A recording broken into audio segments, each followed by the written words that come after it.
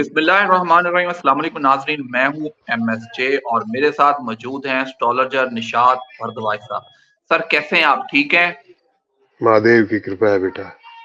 Sir अब मैं अगर थोड़ी सी आपसे बात करूं, इमरान खान की पार्टी अपना इंट्रा पार्टी इलेक्शन करवाने जा रही है 3 मार्च को। नए चेयरमैन साहब का एक ऐलान हुआ है, अली जफर के नाम से है, बैरिस्टर है। या वो आएंगे या इमरान खान की फैमिली में जैसे उनकी आपने बहन को कहा है कि वो मेन स्ट्रीम पे आएंगी, क्या लगता है, कैसे देखते हैं? इंट्रा पार्टी इलेक्शन होगा, अब पार्टी तो एक नई पार्टी में हो गई है, सुन्नी इत्तेहाद में चले गई है, तो फिर कैसे देखेंगे आगे इसको? खान साहब की वापसी नहीं, से पहले इंट्रा पार्टी इलेक्शन हो जाएगा?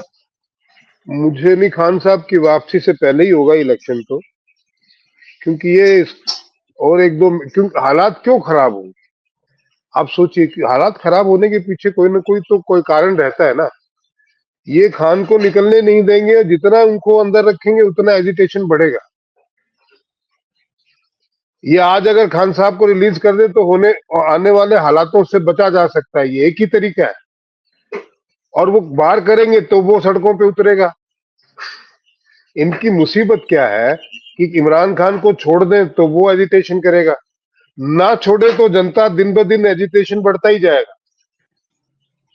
और जहां तक पार्टी के अंदरूनी इलेक्शंस है, उसमें मुझे लगता है उनकी जो सिस्टर है वो बड़ी मजबूती से आगे आती हुई आपको दिखाई देंगी।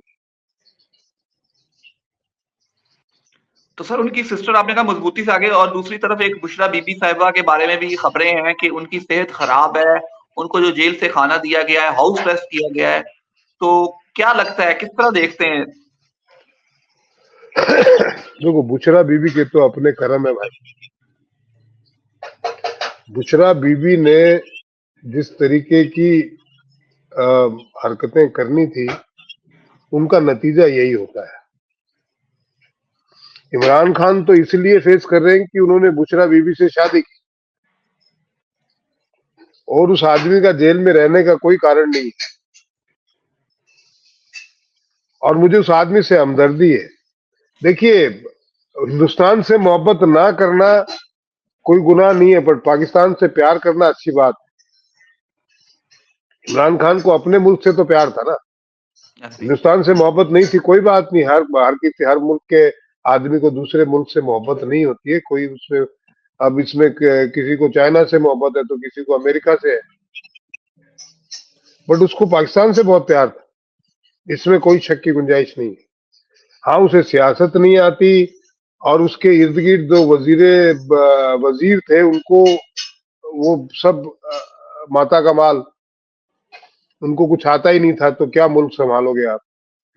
तो उन्होंने मुल्क को, इमरान खान के बहुत सारे प्रयासों के बावजूद भी वो संभाल नहीं पाए, ये सही बात है। लेकिन उसकी नीयत में खोट नहीं था, इनकी तो नीयत में ही खोट है। तो जिसकी नीयत में खोट नहीं होता है, मालिक उसके साथ होता है। इनकी तो नीयत ये न पाकिस्तान के हैं न आवाम के हैं, ये तो सिर्फ खुद के हैं। अब इसका ये था कि वो आवाम का नहीं बन पाया, लेकिन पाकिस्तान का तो था वो। और वो चाइना और अमेरिका के बीच की राजनीति को, सियासत को समझ नहीं पाया। पाकिस्तान के जो मुल्क है वो पाकिस्तान के हुक्मरान नहीं चलाते भाई, वो एक दोनों से दो नावों पे सवार रहा है पाकिस्तान का हुक्मरान, एक चाइना और एक अमेरिका। दोनों तरफ से उनको पैसे मिलते रहे, उनकी जेबें भरती रही, आवाम का कुछ भी नहीं हुआ। ये हकीकत है, कोई माने या ना माने। 20 साल बाद जब पाकिस्तान का इतिहास बताया जाएगा तो उसमें ये सारी बातें ही बताई जाएगी, और तो कुछ डेवलपमेंट हुआ ही नहीं है। पाकिस्तान में कौन सी इंडस्ट्रीज लगी हैं, कौन से यूनिवर्सिटीज खुले हैं, कौन से स्पेस सेंटर खुले हैं। चाइना से पैसा लिया, वो जो जिन्होंने लिया वो खा गए, अमेरिका से पैसा लिया जिन्होंने लिया वो खा गए। तो जो पैसा देके आपको कठपुतली की तरह नचाता है, तो हुकूमत तो वही करता है। वो अपने मतलब तो साधेगा ना भाई। उनका मतलब रशिया के खिलाफ था, अमेरिका का मौकिफ था उनका, उन्होंने तालिबान को इनसे खड़ा करवाया, और बाकी टेररिस्ट ऑर्गेनाइजेशन खड़े पाकिस्तान ने किए, करवाए अमेरिका ने। और ये बात तो इमरान खान कह भी चुके हैं कि भाई हमको अमेरिका की तरफ से जंगें नहीं लड़नी चाहिए। पाकिस्तान का क्या फायदा हुआ? जिन लोगों ने अमेरिका से पैसे लिए वो तो फॉरेन में बैठे हैं ना, चाहे वो हुकूमत के लोग हों, चाहे अब आप एस्टेब्लिशमेंट पे जितने भी पुराने जर्नैल रहे हैं, मुझे नहीं पता, आप काट देंगे इसको, लेकिन वो सारे बाहर ही बैठे हैं, उनकी फैमिली। ऐसे ही है। और और जितने पॉलिटिशियंस हैं उनके भी सारी चीजें बाहर ही है भाई। ऐसे ही है। कल अगर पाकिस्तान में कुछ हुआ तो छूट के बाहर चले जाएंगे, आवाम मरती रहे। और बिल्कुल। आवाम इतनी मूर्ख है, मुझे इस बात की तकलीफ होती है कि उनको सिर्फ मजहब का चूरन चटा दो और कुछ भी करवा लो। कोई भी मजहब अपने मुल्क की तरक्की के आड़े नहीं आता। एक पाकिस्तान में ही है जो मजहब, उनकी वही मजहब जो है सऊदीया में मुल्क की तरक्की में आड़े नहीं आता, टर्की में नहीं आता, यूएई में नहीं आता, और भी कहीं भी चले जाए, वो इवन मलेशिया जैसे मुल्क में भी मजहब आड़े नहीं आता तरक्की में। सिर्फ पाकिस्तान में मजहब सारी चीजों में आड़े आता है तरक्की के सारे रास्ते में। ये आवाम को समझना चाहिए भाई, देश रहेगा तो आप रहेंगे, आप रहेगा तो मजहब रहेगा भाई। सर, तो नई पीडीएम बन गई है, शहबाज शरीफ साहब नए प्राइम मिनिस्टर के लिए नॉमिनेट हो चुके हैं, कैसे देखते हैं नए पीडीएम के नए प्राइम मिनिस्टर को? यार, जिस आदमी को कान का ये लगाना नहीं आए, ईयरफोन, पुतिन से बात कर रहा था तब देख रहा थे ना आप? हम्म।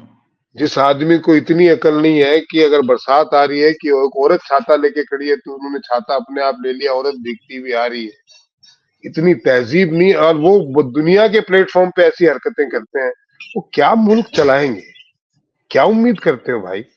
जिनका ये जिनके दोनों पैर कबर में लटके हुए, मैं तो एक भी नहीं कहूँ, पर अंदर की लालच जाती नहीं है। जो आदमी चलने फिरने के लिए भी मोहताज हो, ढंग से बात करने के लिए मोहताज हो, जिसको ये पता नहीं कि वो क्या बोल रहा हो, वो आपके मुल्क का प्राइम मिनिस्टर है साहब। कैसे आप एस्ट्रोलॉजी को छोड़ दीजिए, आप किस तरीके से देखेंगे? बाइडेन ने बेड़ा गर्क कर दिया अमेरिका का। क्यों? क्योंकि वो खुद ही चलने में असमर्थ है, चला कोई और रहा है मुल्क। तो ये इससे साफ जाहिर होता है कि मुल्क तो कोई और चलाने वाला है, ये तो खुद ही चलने के काबिल नहीं है, मुल्क क्या चलाएंगे? और जो कौन चलाने वाला है ये तो पूरी दुनिया जानती है। बिलावल का अपना इंटरेस्ट है कि वो जरदारी को प्रेसिडेंट बनवा देंगे। ऐसे तो ही है। इन्होंने तो कोई मुल्क का थोड़ी, इन्होंने तो अपने अपने परिवार के बंटवारे किए हैं साहब। ये तू खा ले, ये मैं खा लूं, और ये मुल्क का ये हिस्सा तू खा ले, ये वाला जो है डिपार्टमेंट तुम खा लो, बाकी जो खाने वाले पीछे बैठे ही हुए हैं। तो इसमें आवाम के बारे में क्या फैसला हुआ है? आवाम ने तो इनके इनके खिलाफ फैसले दिए हैं। आवाम की बात, आवाम कहाँ खड़ी होती है? ये तो आवाम को देखिए, अगर आप लड़ेंगे नहीं तो जीतेंगे, हारेंगे कैसे भाई? तो अगर आवाम को जीतना है तो लड़ना पड़ेगा, डर के काम नहीं चलेगा। इतने साल आप डर के इनके पीछे रहे, मजबूती से आप हर चीज के पीछे खड़े रहे। उन्होंने आपके लिए क्या किया? आपकी रोटी तक खा गए वो, आपकी सारी सब्सिडियां खा गए, बाहर से जो आपको ऐड मिली थी वो भी खा गए, बाढ़ के पैसे मिले वो भी खा गए, और जो कर्जे लिए वो भी खा गए। बहुत अच्छे हालात नहीं। अब मैं एक बात को सुन के बड़ा हैरान हूं। बांग्लादेश की जीडीपी पाकिस्तान से कहीं अच्छी है, ऐसे ही। लेकिन उस मुल्क की हालत इतनी खराब है, तो पाकिस्तान की कितनी खराब होगी? मैं ये सोच सोच के पागल हुआ जा रहा हूं। मुझे जाने का मौका नहीं मिला पाकिस्तान में, बट मैं बांग्लादेश की हालत देख के आया हूं। 20 दिन हर उसके कोने कोने में गया हूं। बहुत बुरा हाल है भाई। उस मुल्क की जीडीपी आपसे कहीं अच्छी है, तो फिर आपके हालात क्या होंगे? मैं ये सोच के घबराया जा रहा हूं। आवाम के जो हालात, वहां भी 10% लोग तो पैसा कमा रहे हैं, वो 10% लोग मुल्क को चला रहे हैं। आवाम की हालत वहां भी खस्ता है, तो पाकिस्तान की आवाम की क्या हालत होगी? हम जैसे बोले तो हमारे तो खिलाफ कमेंट आ जाते हैं। एसी कारों में बैठ के या दफ्तरों में बैठ के जो अगर ऊपर वाले ने आपको अच्छा कुछ दे रखा है, उससे मुल्क की हालात नहीं देखी जाती। सड़क पे घूमना पड़ता है, कोने कोने में जाना पड़ता है। आज वो आपके पीओजेके में जो हालात हैं, कौन सर्दी में सड़क पे पहाड़ों में निकलेगा यार? लोग अलाव में तपते हैं, क्यों निकलेंगे सड़कों पे चीखने चिल्लाने के लिए? तकलीफ है तभी उतर निकल रहे हैं ना भाई। आप आपके हमारे यहाँ से ठंड वहां दो गुनी पड़ती है, और पूरी सर्दियों के अंदर आप देखिए पूरा पीओजेके जो है सड़कों पे खड़ा हुआ था। क्यों निकलेगा आदमी अपने बाल बच्चों को लेके सड़क पे? तकलीफ में है, रास्ता नहीं बचा उसके पास कोई। और ये कहते हैं कि जी अब मुल्क तरक्की करेगा। तो आपने 30 साल राज कर लिया, तब तरक्की ना करा तो अब क्या करेगा? तब तो हालात भी बड़े अच्छे थे। तो जुमले बड़े अच्छे हैं, और ये भारत को गालियां देते हैं, भारत की तरफ उंगलियां उठाते हैं। भारत के तो आसपास भी नहीं है भाई। कभी भारत से आगे हुआ करता था पाकिस्तान जीडीपी में। तब हमारे यहाँ ऐसे हुक्मरान थे जो मुल्क को लूट खा रहे थे। वो गए, कोई मुल्क से प्यार करने वाला आदमी आया, उसने मुल्क को खड़ा कर दिया। ऐसे ही इमरान खान जैसा कोई और आएगा, वो नहीं तो तभी मुल्क खड़ा होगा। और मुल्क की आवाम को लड़ना पड़ेगा, बिना लड़े कोई जीतता नहीं है। बाहर खड़े होकर देखोगे तो आप खिलाड़ी नहीं है, आप दर्शक हैं, आप तमाशबीन है। तमाशबीन कभी जीतता है क्या? अगर इस मुल्क की आवाम को जीतना है तो उसे लड़ना पड़ेगा भाई, मुझे ऐसा लगता है। बिल्कुल बहुत शुक्रिया आपका। आप थके हुए आए हैं, एंड पे कोई मैसेज हो तो जरूर शेयर कीजिएगा। इंशाल्लाह हफ्ते आपको ज़हमत तो दिया करेंगे, कोई मैसेज हो तो जरूर शेयर कीजिएगा। देखिए, मेरा पाकिस्तान की आवाम के लिए मैसेज है, ये मत देखिए कि दूसरे के पास क्या है, वो आपको देने वाला नहीं है। और ये नियत भी नहीं होनी चाहिए कि मुझे कोई दे दे। अपने आप को इतना स्ट्रोंग बनाइए, अपने मुल्क के लिए लड़िए। ये आपका मुल्क है, ये चंद लोगों का मुल्क नहीं है जो सियासत में या बड़े ओहदों पे बैठ के मुल्क को खाते जाएं। वो इस मुल्क के न थे न हैं। कि आपका मुल्क है, आपकी सरजमीन है। जब आपका मुल्क ही नहीं रहेगा तो आपकी क्या हैसियत रहेगी भाई? और जब आपकी हैसियत नहीं रहेगी तो कहाँ का मजहब, कौन सा मजहब के लिए आप झंडा गाड़ लेंगे? सब कुछ भूल के अपने मुल्क की तरक्की कीजिए भैया। ये मजहब के ठेकेदार बने हुए इनके बेटे फॉरेन में पढ़ते हैं बच्चे, इनको कोई लेना देना नहीं है आपसे। मजहब वो धार्यति इति धर्म है। मजहब आपका होना चाहिए वो होता है, अगर कोई भूखा आदमी आपके घर के बाहर है और आपके पास कुछ खाने को है तो पहले उसको खिलाइए, वो मजहब। अगर आप पढ़े लिखे हैं और आपके इर्द गिर्द अनपढ़ लोग हैं तो आप उनको पढ़ाइए, ये मजहब होना चाहिए। आप किसी की किसी भी तरीके से उसकी जरूरत के समय मदद कर सके, वही मजहब होता है। ये जो मजहब की चटनी चटा के और ये जिस तरीके का हाल मुल्क का कर दिया है, अब और उसमें ना घुसिए भाई। आप जिस दिन स्ट्रोंग हो जाएंगे, मुल्क तरक्की कर लेगा, मजहब कहीं नहीं जाएगा, वहीं रहेगा। भाई आप मुसलमान नहीं रहेंगे क्या अगर मुल्क तरक्की कर जाएगा? आप मुसलमान हो के मुल्क की तरक्की करिए भैया। क्या कौन रोक रहा है?